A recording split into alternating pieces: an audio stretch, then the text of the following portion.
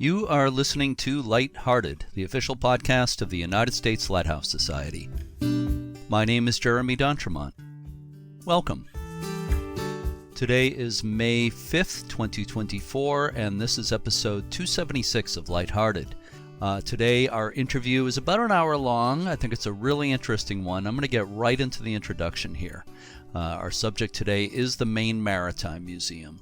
Located in the historic shipbuilding city of Bath, Maine, the Maine Maritime Museum has roots that go back to 1962. It was then that a small group of local residents formed the Marine Research Society of Bath. In 1975, a former shipyard on the Kennebec River was donated and became the new site of the Maine Maritime Museum. The museum has grown substantially since its early days. Today, the 20-acre campus includes exhibits dedicated to the past, present, and future of Maine's storied waterways, and the museum is now one of the top 20 tourist attractions in the state. For lighthouse buffs, there's an exhibit called Into the Lantern, a Lighthouse Experience. The centerpiece of the exhibit is a second-order Fresnel lens that once served in the East Lighthouse of the famous Two Lights in Cape Elizabeth, Maine. Opening this past February, the exhibit Lost and Found Sounds of the Maine Coast is a collaboration between Dianne Ballon and the Maine Maritime Museum. The exhibit looks at navigational warning systems from buoys to foghorns past and present. It investigates the idea of lost and found maritime sounds and invites visitors to reflect on how sound affects our individual and collective memory. Our guests today are Catherine Cyr, the Associate Curator of the Maine Maritime Museum, and sound artist Dianne Ballon, who is the creative mind behind the new sound exhibit. I go pretty far back with this museum. I first visited in the 1980s, and I've been there many times. It was great to be back. So let's listen to my conversation with Catherine Cyr and Dianne Ballon now. I am here today at the Maine Maritime Museum in beautiful Bath, Maine, and I am speaking with Associate Curator Catherine Cyr and sound artist Dianne Ballon. Catherine and Dianne, thank you so much for being on the podcast today. Thank you for having us. Thanks very much. And thank you for hosting me at the museum today, Catherine. Of course. I appreciate that. Always great coming here. I have a history of this place that goes back to the 1980s.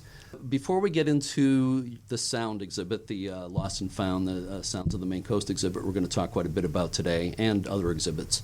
Just a little bit about you, Catherine, okay? Mm-hmm. You are the Associate Curator of the museum, right?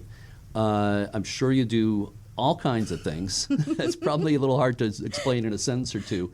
But what are some of the things you do, like, on a daily basis here? Yeah, I mean, the real joy of this job is that every day is a little different. I always say to myself I could never have worked in a regular 9-to-5 office environment because I love getting my hands in all sorts of different pots. And so in the case of being a curator here at the museum, I have the opportunity to work on exhibits, and that stems from research within our own collection, but also collaborations with wonderful people like Dianne. I'm helping researchers with their questions, whether it's tracing their history of their great-great-grandfather who was a sea captain or looking for an image of a vessel.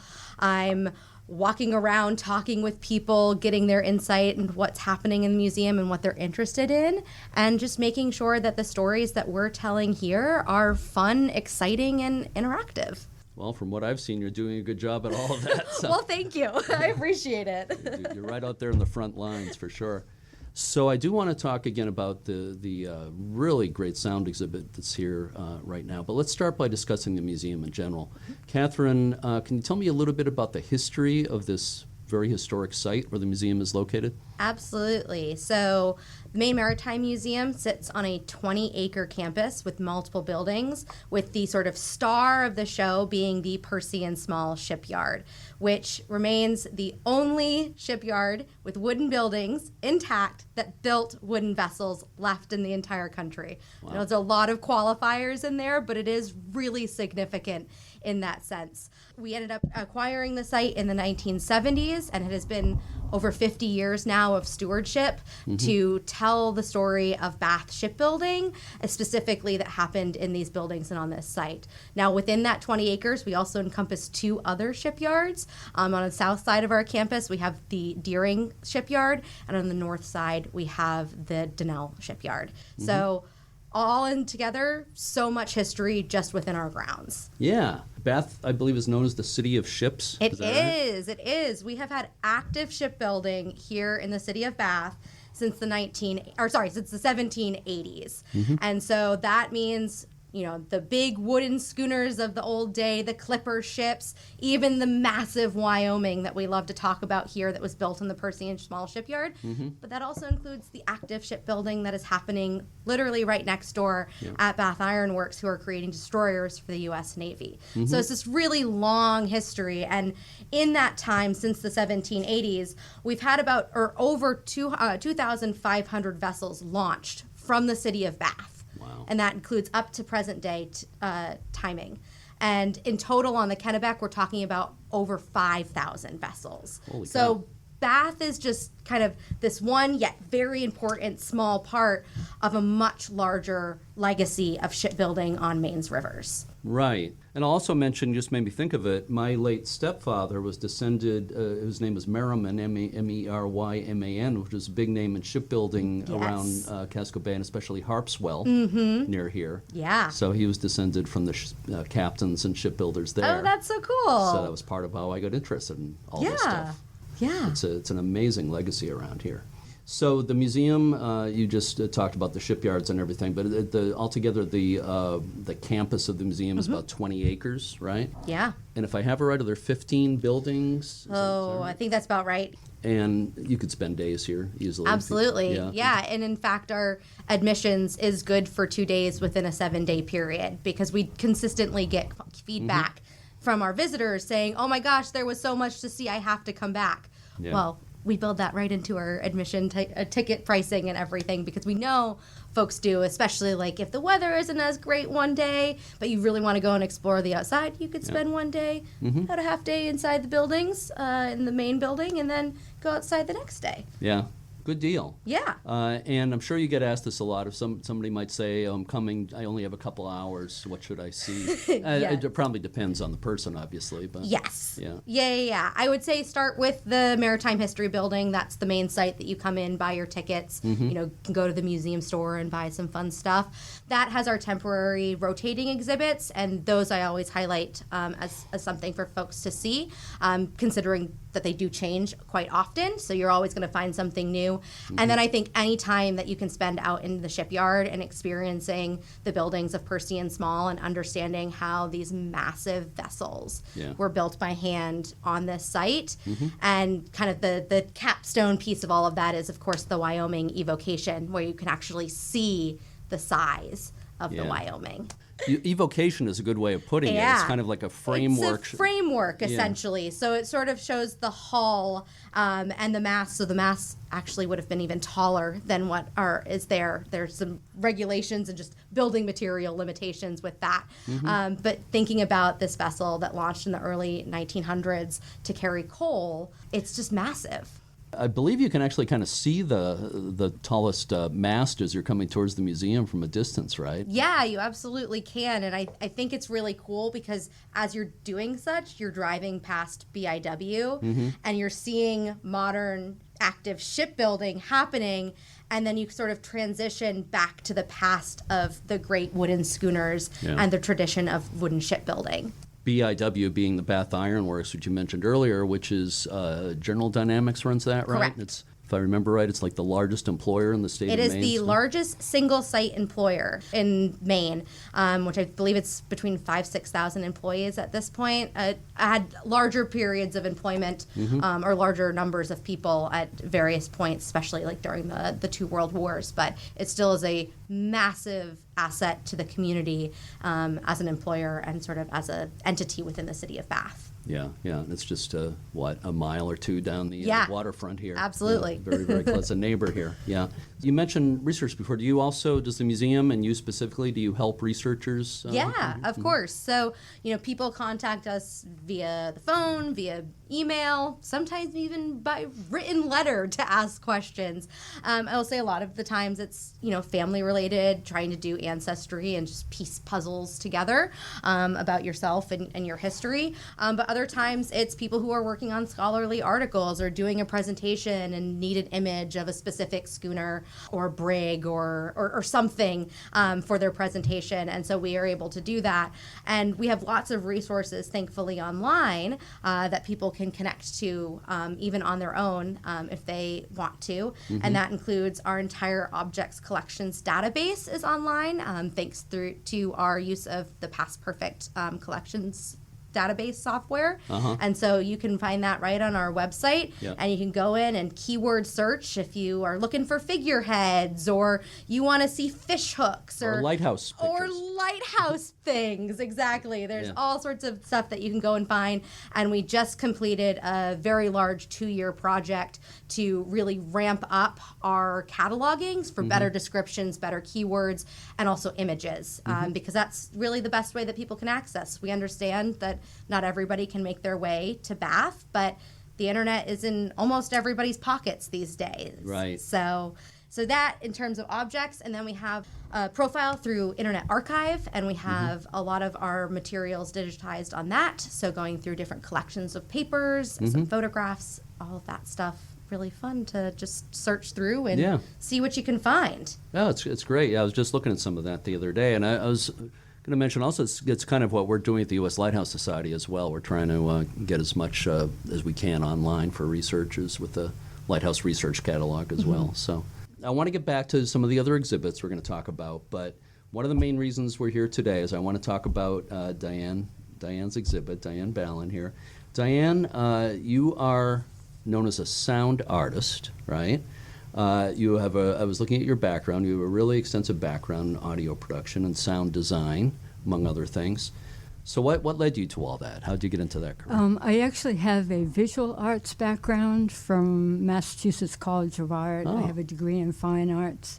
And after college, I was listening to National Public Radio's All Things Considered. And every now and then, there would be a sound piece that would come on the airwaves that literally stopped me in my tracks. It wasn't a journalist reporting on such and such. It was very, very sound rich. And I remember at one point I stood there and said, I really want to do this. And it was a long road to hoe for me because I didn't have any training. The other part of the NPR piece was I was really impressed with the broadcast quality of the productions. So not only did I want to do this, but I really wanted to achieve that kind of broadcast quality. So I actually got in touch with the engineer at National Public Radio for recommendations on recording equipment. And he had 3 packages, excellent, very good, and good. And I couldn't afford the excellent.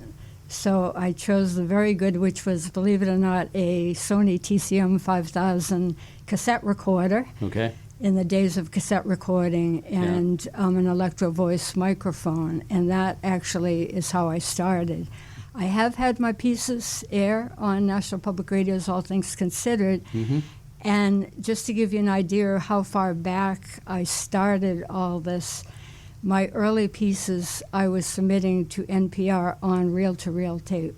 I was cut and splicing, reel-to-reel tape. Well, it's not that amazing to me. We're not that different in age. So I went to college and actually majored in filmmaking, actual film, not video, but cutting film and everything. So I'm a dinosaur too. There you go. So I was reading about some of your projects over the years, and I believe you did something pretty extensive with bird sounds. Is that right? Yes. I am a bird watcher, and what I do love about bird watching and bird watchers is that they hear the world the way that I do. Our ears are so open to sound that any faint scratch in the leaves has us looking for a white-throated sparrow, which is where you would find somebody scratching in the leaves. And so I meet up with birders on the trail, particularly during the migrations. I actually bird year-round. And during the migrations, there would be birders telling me stories about particular birds, the first time they saw a particular bird or whatever. So not only did I want to collect the field recordings of bird sounds, but I also collected the stories that birders had about their love of bird watching. I created 2 sound installations, one called Give Me Your Tired, Your Tattered Bird Books. And if anybody knows about birding field guides, it's the book. Peterson. Yes, it's the book that you throw in the back of your car. You can bend the cover, you can get it wet. And I had the birders loan me their field guides, and I displayed the field guides, and then I recorded the birders' memories and recollections about the books, so people could view the books and listen with headphones to the stories. The other installation was in the field, and that was a series of 16 separate mixes, which ran openly in the gallery. Where is this? This was at USM Atrium Gallery. University of Yep. Southern Maine. Yes. Yeah, yeah. There's a lot of crossover, between lighthouse nuts and birders. There's definitely some who fall into both categories. So let's move on to the exhibit here, Lost and Found, Sounds of the Maine Coast, which I just had the privilege of looking around and listening to just before we started here today. So how was that exhibit conceived? I've been working on a coastal sound series, recording in both Maine and in the Arctic, and I got a Maine Artist Fellowship from the Maine Arts Commission, which was right in the middle of the pandemic. And so I thought, okay, I will concentrate and spend a full year recording on the coast of Maine for this coastal sound series. I actually had enough recordings that I began to do presentations. And because it was a pandemic, this was via Zoom, and found that there are a lot of audiences that, it was just wonderful to be able to sort of pass on the idea of the beauty of sound. And then I had the idea, because it was going so well, I said, I'm going to approach museums. And when I thought of the Maine Maritime Museum, I said, I'm not going to ask them about a presentation. I'm going to submit a proposal for an exhibition of my Maine coastal sounds. So Catherine just started out, and I found her name and her email address, sent the email. I received an email back probably about maybe a week and a half later on a late Friday afternoon. I was like, do I want to open this and be depressed all weekend? Or, because the life of an artist is one of many rejections. And so I said, if I go through the weekend, I don't open, I'll be wondering. And I opened it, and Catherine said, yes, we're interested. Yeah, I had a feeling she said that. Dianne had quite literally contacted me within a week or two of me starting here at the museum in June of 22. And, we were at a really interesting and sort of new space and time at the museum. We'd had some, changes in staff, and I was coming in and hoping to just breathe fresh air, think about ways that I could use my background and my experience to help the museum tell new stories. And so one of the things that I was really interested in doing when I came to the museum was finding ways to work with our community, and particularly work with local artists. So it was kind of 2 birds, 1 stone in a sense when Dianne contacted me, and I said, yeah, let's see what this is about. It sounds interesting. We haven't really done something quite like this before in my knowledge of the museum's programming and exhibitions in the past. And Dianne and I struck up a wonderful friendship that turned into a really awesome exhibit. And a podcast interview. And you worked pretty closely together on the exhibit, right? I just went through it, and you gave me a kind of an overview when we got to the exhibit, and you wrote a lot of the text that's in the exhibit, of course, Catherine. Yeah, so my kind of hope had been with the exhibition that we would be able to take Dianne's work and the way that she thinks so, I think, critically and interestingly about sound, and bring that to our audiences, but also ground it with historical knowledge. People are coming into a museum, they want to learn something, or at least hopefully they want to learn something. So it was, how do we contextualize Dianne's work into the larger sense of how sound has played a role in maritime environments, and how we could use collection objects to help tell that, as well as Dianne's work. So it became sort of a beautiful sort of combination of the two to be able to do it all in one space. It's great. Kind of got a life of its own, I guess. Yeah. So the title of the exhibition is Lost and Found, Sounds of the Maine Coast. What does Lost and Found mean in that title? Yes, well, the lost sound goes back to meeting you, Jeremy. And I was wanting to record the iconic sound of the foghorn at Portland Head Light. I did my usual. I always record at the crack of dawn, so there's not a lot of people, not a lot of cars sound. And I needed a foggy day. Mm-hmm. And so I went to the lighthouse, set up my equipment, turned on record, and I did not hear the foghorn sound. Interestingly, I did hear the whistle buoy, very faint in the distance, that sounds similar to a foghorn, but I knew it was not the foghorn. Yeah. Okay. Yeah. So I went back home, did some research, found an article from like 2017 that 16 Maine lighthouses were converted to a new sound system called MRAS, Mariner Radio Activated Sound System, and it devastated me. It meant that on a foggy day, a foghorn would no longer sound automatically. Mariners can tune into a radio to a certain frequency to start the foghorn. So I contacted the Coast Guard, and they sent me a 455-page government document that of course you read, right? Right. Yeah, cover to cover. that had two sets of page numbers and had to be updated weekly. So I contacted the Maine Historical Society and said, do you know anyone who knows anything about lighthouses and foghorns? And that's how I got your name, Jeremy. And I think, Jeremy, if you hadn't told me that somebody at Portland Head Light has a radio and turns on the foghorn for the visitors, I'm not sure how long it would have taken me to find somebody to make that recording. So I did make the recording. I heard it. Yeah. which is part of the exhibit, and also to note on a clear morning. Mm-hmm. Right. Well, when you're talking about the MRAS system, since that was installed at these places, you never hear those horns except on sunny days when somebody going by in their sailboat or whatever it might be has a VHF radio and they're showing off to a friend. Look what I can do with my radio. I'm at Portsmouth Harbor Lighthouse in New Hampshire. I have been a lot over the last few years, and some of the other local lighthouses. And I've been there at these places in the fog, and you never hear them in the fog anymore.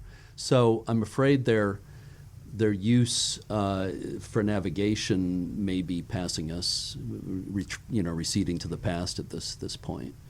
I don't know if you have any feelings about that. It breaks my heart, actually. And nostalgia-wise, I remember that particular weekend, I said I'm going to drive down to Nubbelite in York on a wild, foggy, rainy day without my equipment to see if I could hear the foghorn, because I didn't see it on the list at that point. Mm-hmm.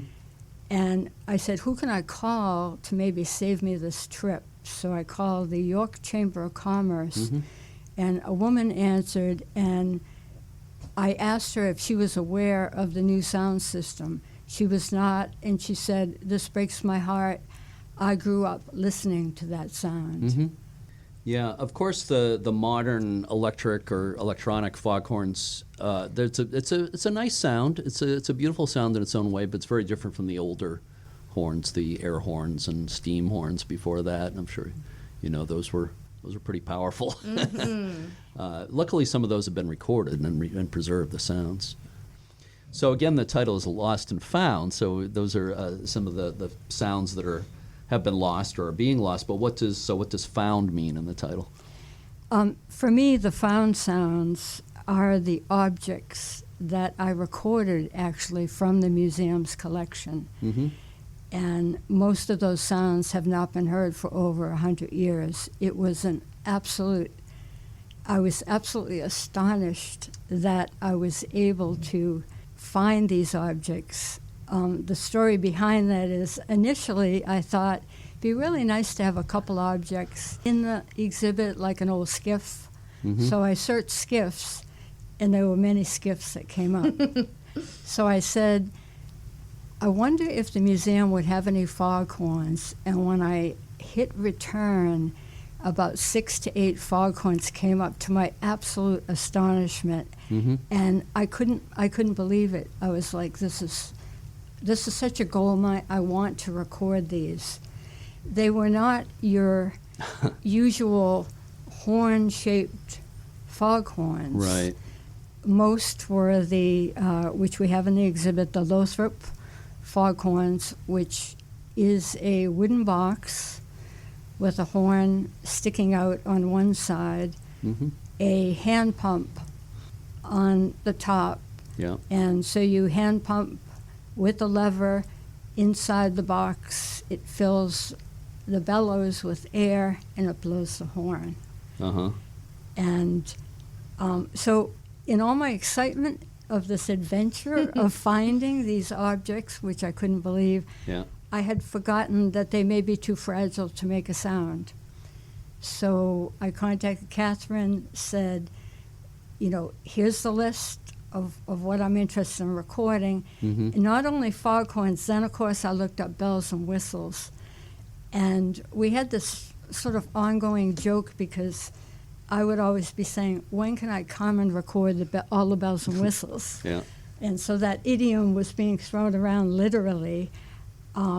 So I had to wait a while, and it was just an absolute honor to be able to see the objects in person, for one thing, because I had been looking at them through a photograph online. They actually, set up 2 carts for me when I arrived, and it was just beautiful. Yeah, I do. I remember your reaction. It was so visceral, of just like, oh my God, I get to actually play with them in a sense. And of course, from my perspective, on the curatorial end, I was thinking about, collection stewardship. We are stewards of these objects. Mm-hmm. We're supposed to cause no harm, do no harm, in a sense. We're there for the public to have these objects and preserve them for the future.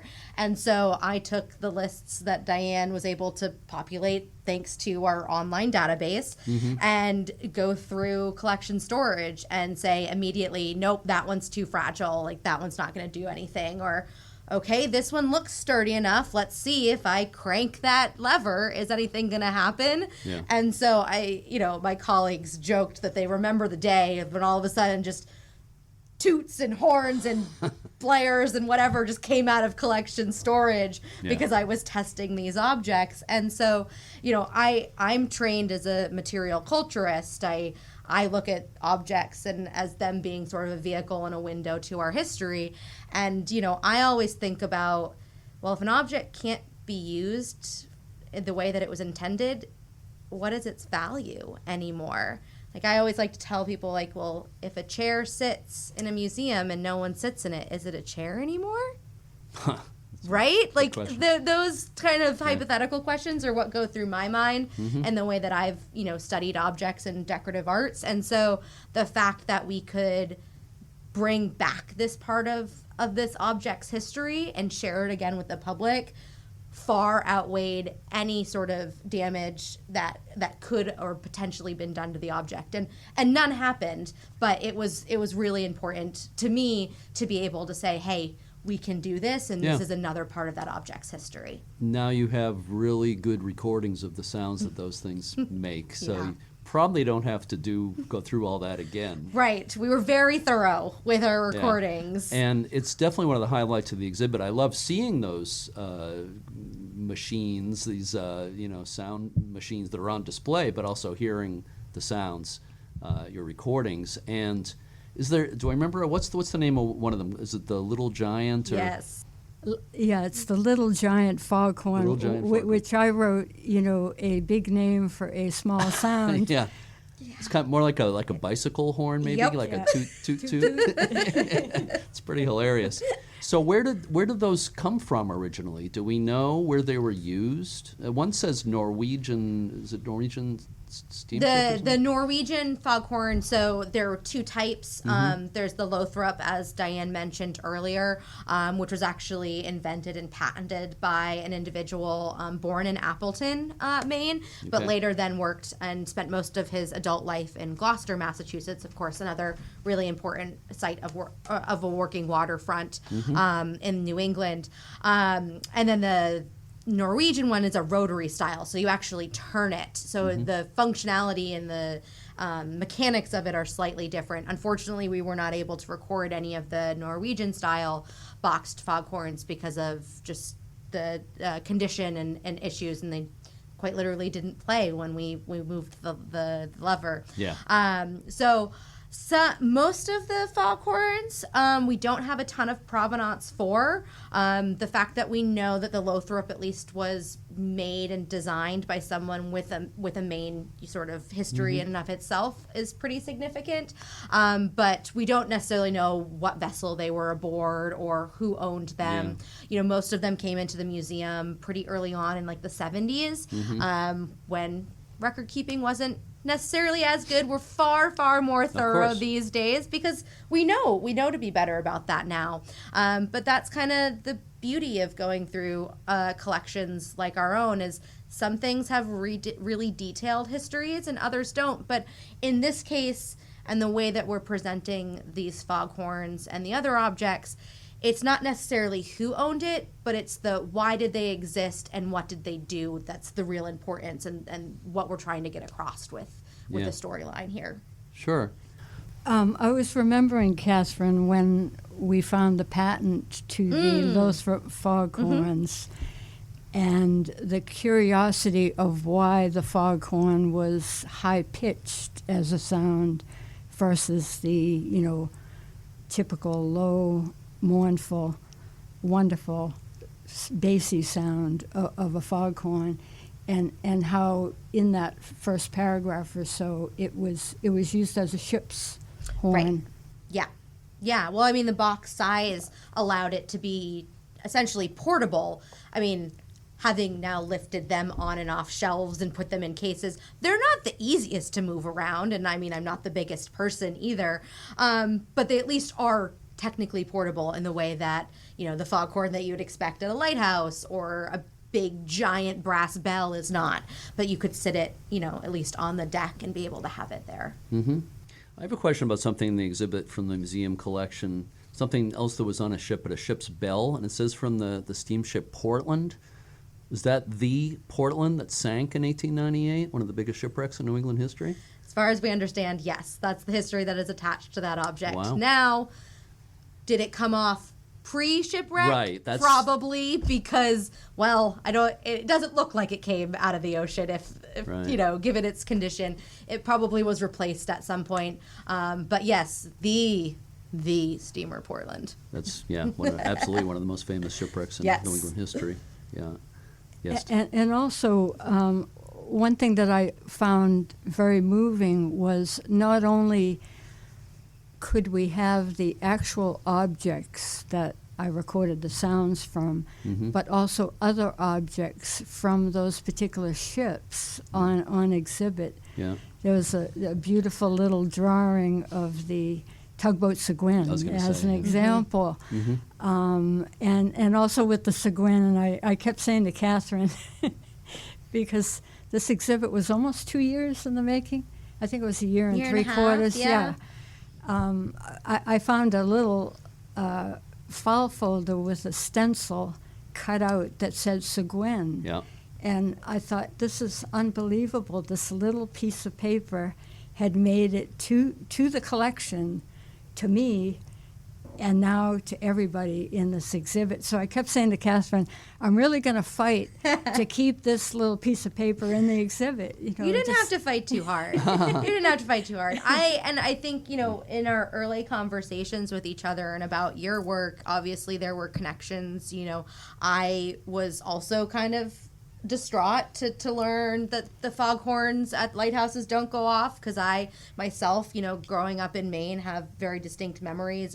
My grandfather would help a buddy lobster fish off the coast of Port Clyde, and so I remember Marshall Point Lighthouse and going along in the boat and hearing that, and so those things touched with me. But another thing that kept coming up was the ephemeral aspect of sound, and the fact that it is elusive in many ways. And so, I think of, quite literally ephemera, the papers that we have here in the collection that aren't necessarily supposed to survive, but have, and like Dianne said, made their way into our collection. Yeah. And so I like to be able to make those connections for people, because I think it helps bring yet another level of understanding and thinking of, how does sound work? How do we remember sound? But how do we remember other things? And sometimes it's through a piece of paper or a stencil on a file folder or a little drawing. But sometimes it's the audio recording that we have from a concert, or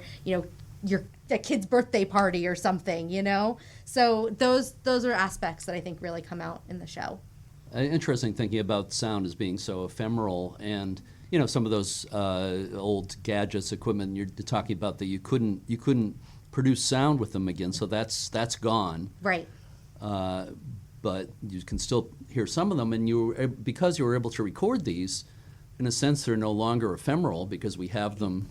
Yeah. We have the record of them. Exactly. We have them, yeah. which is yeah. tremendous. And just the thought of somebody on the coast of Maine actually hand pumping, striking, creating those sounds, but 100 years ago. Yeah. It's just amazing to me. Yeah. Yeah.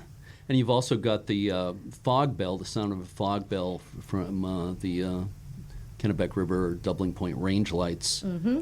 Such a beautiful sound. Isn't that? Yes. It's a really rich sound. And the bell from those range lights is actually here on the grounds of the museum. Yes. Right? Yeah, it is. And you can go right up and ring it yourself, which is what's so great. So in the summertime, it's so awesome to just, be sitting outside and hearing, or eating my lunch and then hearing just ding, ding, ding, because kids have so much fun, and I should say adults, because adults like to have fun as well, going ahead and ringing it. And it's really wonderful that we have it on the campus, and I love that we were able to record it so that people can hear a recording of it, but then go and experience themselves, and then also look out across the water, across the river, and see Doubling Point. And if they happen to go on a cruise, they then can see the fog bell tower that the bell originally hung from. Fiddler's Reach is its name. Exactly. Yeah. Mm-hmm. Yeah. And actually, Mike Krindler was who I had interviewed, and I think, Jeremy, you can probably relate to this in recording. You come prepared, you have all your questions, you have an idea of what people will say, but then there's this magic moment when something occurs that you absolutely couldn't even anticipate. As an example, the mechanism to strike that bell was not in place. And so when I talked to Mike on the phone ahead of time, he told me that. I was anticipating that we wouldn't even hear the bell. And so then as we came out onto the platform, and he said, I'm going to take this block of wood, and I'm going to give you a 2-strike pattern, once every 20 seconds. We have headphones on when we record. I got chills, because not only was he going to ring the bell, but he also told me the pattern for this particular sound. It was just absolutely amazing. It was beautiful. And in the exhibit, you've got Mike explaining all that. Yes. Which is great. You've actually yes, got and then voice. he actually rings the bell. Yeah. Okay, so this is a question for either or both of you. Just if you want to say a little bit more about what people come to the museum, especially if they're especially interested in this exhibit, for the reason to come here. What do they experience? What is it like when they come to the exhibit? And so the exhibit really is a listening experience, and the visitor will be immersed in coastal sounds and also be able to hear the historic objects that I had recorded. Yeah. Yeah, and we try to, give our visitors different ways to experience that sound. So when you walk into the exhibit, you can experience watching the sound file and hearing it on a nice big TV and sort of see the visual and hear the auditory component. Then we have these really cool sound domes that if you stand underneath, the sound is really intense, but if you take a step backwards or to the side, it's a little less intense. And that's because it's directional sound, so you kind of get engulfed in it in a way. And then we have little almost like phone sticks that you can bring up to your ear and hear some of the noises, including the foghorns that we've been talking about. So kind of folks can choose the way they want to engage with the sound, but also have different experiences as they go through the exhibit. Yeah.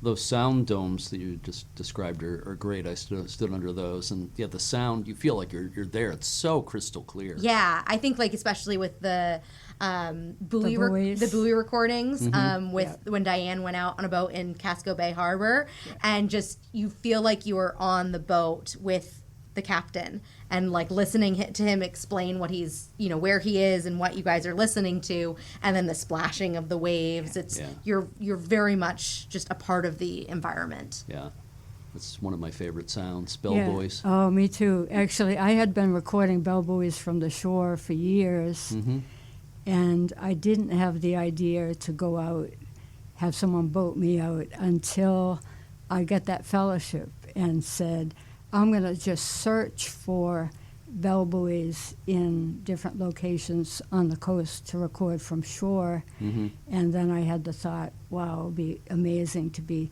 boated out there. What happens so beautifully also in those recordings is that there's a beautiful rhythm between the waves splashing and particularly the whistle buoy blowing.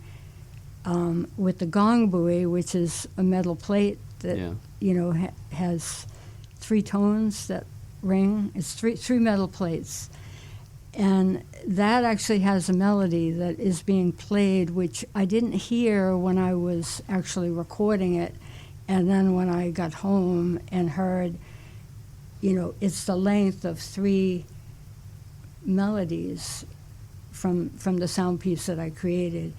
And because of the beauty of the unevenness of the striker with the motion of the waves, you can almost not really hear that melody. Oh yeah, there it is. Now it ends. Here it comes again. Really beautiful. Yeah. And that but aside from that, what you just described, but just the interplay of the sound of the water and the bells is just always so beautiful. So we touched on this already, but I don't know if you want to say anything more about the value of recording these things, these foghorns and bell buoys and other things. Yeah.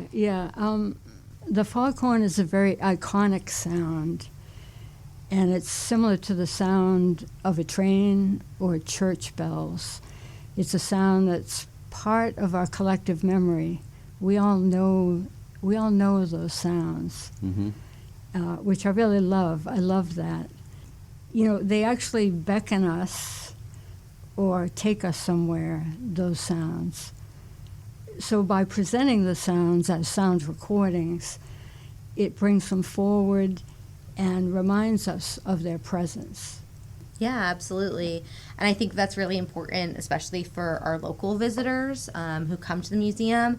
But it's also sometimes something brand new for the visitors that we get from outside of New England. We draw visitors from all over the world to this museum, and some of them aren't as familiar with a foghorn or don't really know why they exist or why they're important, but we're able to, in a short snapshot, give them that information, give them that own memory so that they can take that and go. And, I find that a lot of our visitors are coming to Maine specifically to come to the coast. And, a lot of them we're a pit stop along the way to Acadia, which can't blame them. Acadia is great. obviously people are going up there, but there is a recording in the exhibit of Schoodic Point. And so perhaps if people are listening to that and then they go up to Acadia, maybe they're kind of can recall the experiences that they had here at the museum and the sounds, and think about the way that it might be a little bit different, or maybe it's similar, or it's entirely something new. Yeah. And I wanted to talk about actually the Schoodic recording, because that's a perfect example of the elusiveness of sound, which is also what I like about sound. I had spent a week up at Arcadia, and I did a trip up to Schoodic, Winter Harbor, Prospect Harbor, all those peninsulas looking for sound. Yeah. And when I got to Schoodic, toward the end of that loop that you make, there was a whistle buoy that was blowing loud and clear, just absolutely gorgeous. I think I've heard that. And I was like, okay, I have to know where I am right now so that I can come back and record this. And I do scouting trips without my equipment so that I know what I'm up against in terms of unwanted sound. So a couple days later, I came back and got to that exact location. The wind was still, pretty much a gale. And I couldn't hear the whistle buoy. Oh. And so I said, okay, I'm here. What I'm going to do is I'm going to set up my equipment down by the water, and I'll wait. I'll wait an hour. I had other locations that I was going to go back to. And here was this absolutely delicious incoming tide sound right at my feet. So that's how that recording came to be. And Happy accident. Yes, very lovely. Yeah. So for people listening who don't know, the Schoodic Peninsula is part of Acadia National. Most of it is part of Acadia National Park. But as you mentioned, Prospect Harbor and Winter Harbor are parts of that area of the peninsula, and there's lighthouses there as well. But Oh, yes. people miss something. If they go to Acadia National Park and don't go to the Schoodic Peninsula, they're really missing out on something quite beautiful. So they should check that out. So you kind of touched on this idea earlier, but I'm wondering about the aesthetics of these sounds. As we've been saying, they're so beautiful, the tones of the bells and the horns and everything. But do you see them as almost like a form of music? I do. And if you know bell buoys, it can be accidental music because it's dependent on the motion of the wind, the water, and the strength of the wind. I have recorded boats creaking at docks, and I absolutely love that sound. And there's some of that in the exhibit. There too. is some in the exhibit, yeah. And South Freeport Harbor actually was where those recordings are from. I had been listening to South Freeport Harbor for years because I birdwatch. I go down there all the time, and kind of thinking about how am I gonna record here. The day that I went, I have never had a day's recording where I got so much content, so much I could use. The wind was actually blowing a gale, and I did have to, I always set up among the boats with the boats as my wind block. I do have a windscreen, but it doesn't work all the time. The rhythm that is created by the boats moving and creaking against the dock is just absolutely beautiful to me. Also, the wind goes through the masts, and you hear that tinkling sound, which is also very musical. It's just absolutely beautiful. It's like a symphony. And I'm happy to introduce people to boats creaking as a wonderful sound, because I kind of feel like, people really wouldn't think about that as a sound, as a coastal sound. Yeah, I definitely think so. And, I think this exhibit has really, for lack of a better term, opened my ears up to how I experience sound and how I think about it. And something that has really struck me, through my scholarship, through the exhibit, working with Dianne, is thinking about how critical sound is to maritime environments. You can't always see something. but you can usually hear something. Sound carries across water. Yeah. And so sound has to be critical to warn people of danger, but it also can be good. It can be fun. It can be, people running across a beach and kids playing in the sand. There's so much to it that I hadn't really thought about the sea as being sort of a musical space, but now I really do. And I touch on that in some of the exhibit text because I think, through the objects we weren't able to record, it's kind of like, oh, what were those sounds? What would it have been like to hear people yelling at each other through speaking trumpets, or to hear the bell on the deck for okay, hey, shift change or watch change, to think about whistles being blown, all of those things, and some of that is still obviously active today, but through automation and technological changes, a lot of that has disappeared and been replaced with the sounds of motors and engines running, and while maybe not the most beautiful, they are still musical in a sense. Yeah.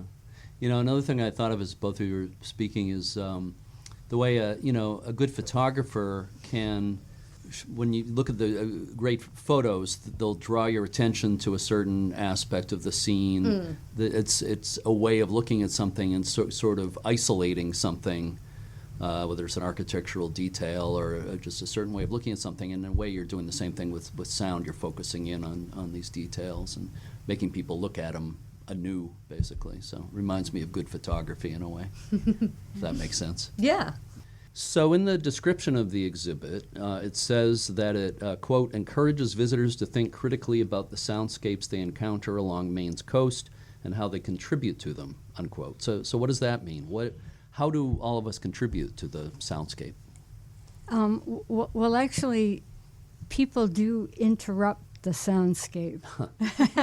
And that is a kind of contribution to the soundscape with their own sounds. Just a while ago, looking at your exhibit, I'm sitting there listening to some of the sounds, and a small child started crying just outside the exhibit. And maybe that's along the lines of what you're talking about. It is exactly. And, driving up, people leaving their engines on, slamming of car doors, people talking with each other as they're, say, at a lighthouse. Yeah. All of those sounds are interrupting the natural sounds that are occurring, or even covering them up. Right. So a way to contribute to the soundscape is by pausing and taking a moment and really listening to the soundscape itself. Yeah. There's a lot of ways sound gets interrupted these days. Very much so. I think of cell phones going off too, of course. So how long is this exhibit? Started in February, right? In the museum. How long will it be here? The exhibit will be up through November of this year, of 2024. Catherine, let's just talk briefly about some of the other things in the museum. I mean, obviously, there's a lot we're going to talk about. Of course. But for lighthouse buffs, I want to talk a little bit about the exhibit called Into the Lantern, a Lighthouse Experience. Yeah. The centerpiece of that exhibit is the beautiful second-order Fresnel lens from Cape Elizabeth, from the east light of the two lights there at Cape Elizabeth. There's more to that exhibit than just the lens. Could you describe a little bit about that? Yeah, absolutely. So this is an exhibit that was an addition to our building in 2017 and essentially provides an immersive experience for our visitors. So the centerpiece, of course, is the second order Fresnel lens that came from the East Tower, as you said. And what's great is that we shot video on top of the lantern. And so you get to stand around as if you were actually on top of the lighthouse and experience some wind through some fans, hear the seagulls and the crashing waves, and watch this time-lapse video as it goes through the seasons throughout a whole year, and just see sort of what the view would have been like for a lighthouse keeper onto Casco Bay. Yeah. And then surrounding that is all sorts of informational panels about the lighthouse itself, when it was built, why it was built, and sort of how the Coast Guard then ends up giving us the Fresnel lens to display, and then also sort of like timeline of the structure, and then some information about the many other lighthouses in Maine. Yeah, it's a beautiful exhibit, and if people just want to come and see a beautiful display of a large Fresnel lens, it's great from that standpoint, but it's also got so much more detail, as you said. Oh, yeah. Absolutely. You can see the handholds, so you can see how the lighthouse keeper would have needed to be able to clean the lens, and you get to walk around it, and you even get to see down into the tower, in a sense. And we recreated what the interior of it as it was built in the 1870s, which is really cool. Yeah. I'd forgotten. I was looking at the website, the page about that exhibit on the museum's website, and it quotes me saying the most beautiful Fresnel lens display I've ever seen, something to that effect, which was absolutely true. I was going to say, hopefully it's still true. It's a beautiful exhibit. Anybody coming to this part of Maine has to come to this museum in general, but especially even if they have a half hour to come in and look at that exhibit. Absolutely. And then you can step outside and you get the site of another lighthouse, with Doubling Point just across the river on the other side of the banks. And the Into the Lantern exhibit is just across the way from the sound exhibit. The sound exhibit. So if people come and only have, say, an hour, come and see those two exhibits. You won't be sorry. Any other things at the museum that you think people might be, people who are really into lighthouses or, say, navigation in general, that they'd find interesting? Well, of course, we have our permanent exhibit in the sort of back half of the Maritime History building, which is our Maritime History of Maine.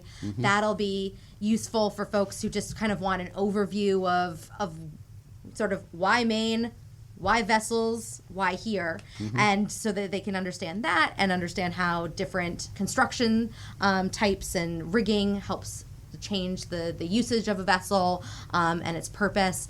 And then, of course, going outside, understanding how the actual shipbuilding process happened will sort of help understand how then ships were able to navigate. Yeah. Well, people interested in lighthouses have to understand that lighthouses didn't exist in a vacuum. They weren't. They were related to the whole maritime scene, ships and navigation and everything else. It's all part of the whole. Yes. So, and speaking of boats and cruises, you also the museum offers lighthouse cruises. Yes, we do. So we offer starting on May 18th of this year. We offer a daily and multiple times a day, lighthouse and nature cruise, in which you are able to see, as I mentioned before, Doubling Point, but also the range lights and the Fiddler's Reach fog bell tower, all within an hour, and see the beautiful banks of the Kennebec River, and see also the museum's campus from the river, which I think is a really important vantage point for people to understand, because obviously we think about shipbuilding happening on the banks here, but then what would it have looked like to kind of look back or to come into Bath in that way? But we also offer a specific lighthouse lovers cruise on our Merry Meeting vessel, and that is 4 hours. Happens every Saturday, again starting in middle of May, and on that tour you get to see up to 10 different lighthouses. Yeah.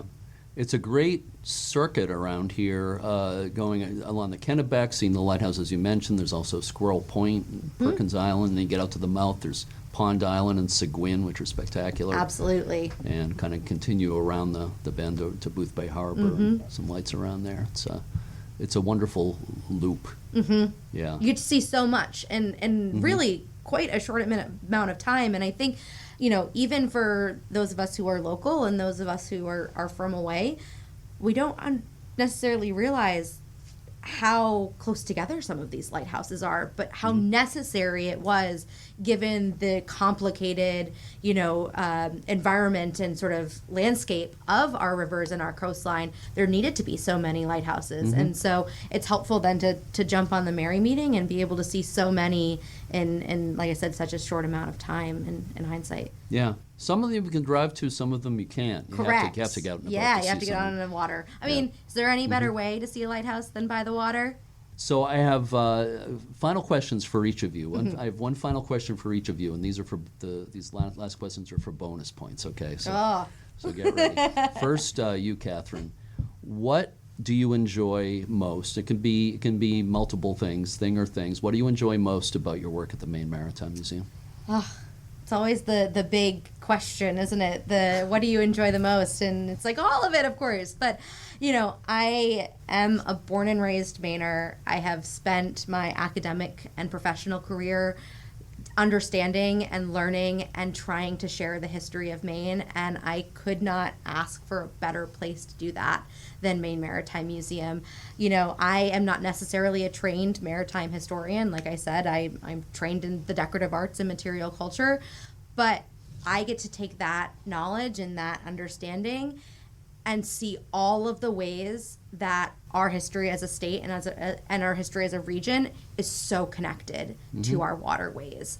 And that's been something that's been really just fascinating for me to dive into and think about, exploring our collection, getting to share it with people, and hopefully allowing people to make connections with their own history, whether they knew it before or are learning it for the first time, and to see the ways in which the power of Maine's waterways have really shaped not only our state, our city, but us as a people. Mm-hmm. Beautifully said. Sounds like it's a match made in heaven, for sure. So, Dianne, a final question for you for bonus points, okay?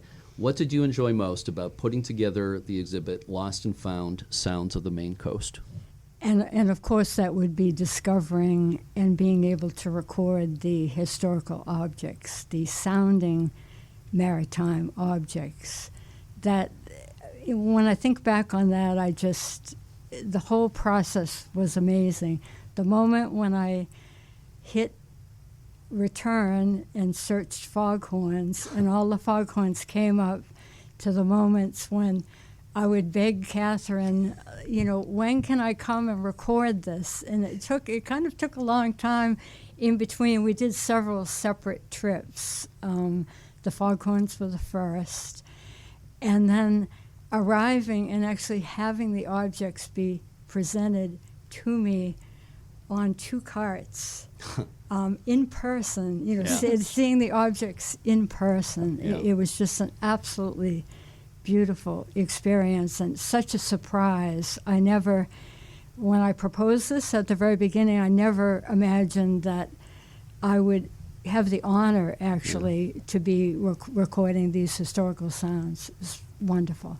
To have those actual historic objects. Yeah, it was amazing. And also, with a photograph, I couldn't quite, I didn't really know size-wise, Right. like how big these bells were, Yeah. or, and to have that, variation, the little Seguin engine bell, was very tiny, and the, it was amazing all around. I do have to say that when we did go out and record the Fiddler's Reach fog bell on the grounds of the museum, Catherine rang the bell with such gusto that I didn't need to do 1,000 takes.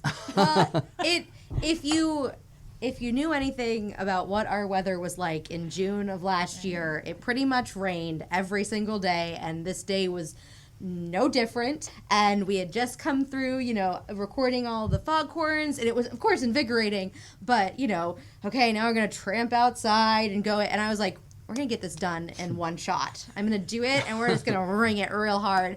And it happened. Yeah. We went for it.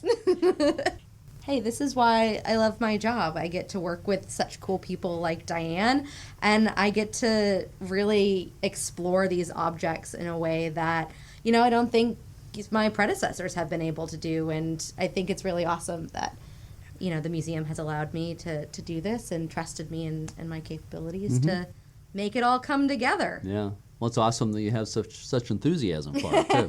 Well, I guess that's also the other thing. Every now and then I would think, how would this have even come to being if it wasn't Catherine who I was working with? Because Catherine's excitement and understanding and it was thank you. It was a pleasure. It was Yeah. a pleasure all around. You need to find somebody like that who together. gets it, who really gets what you're Exactly, trying to exactly. what you're doing. Exactly. Yeah, and not everybody does get these things, so I'm glad that worked out between the two of you. So, Dianne and Catherine, this is fantastic. I feel like we could keep talking here, but probably need to end it at this point. But I hope we can talk some more in the future, both of you.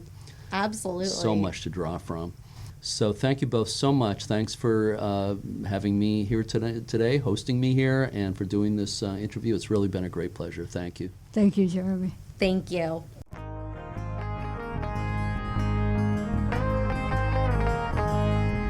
That is about it for this week. I hope you enjoyed the interview. We'll be back next Sunday with a new episode featuring the Horton Point Lighthouse on Long Island, New York.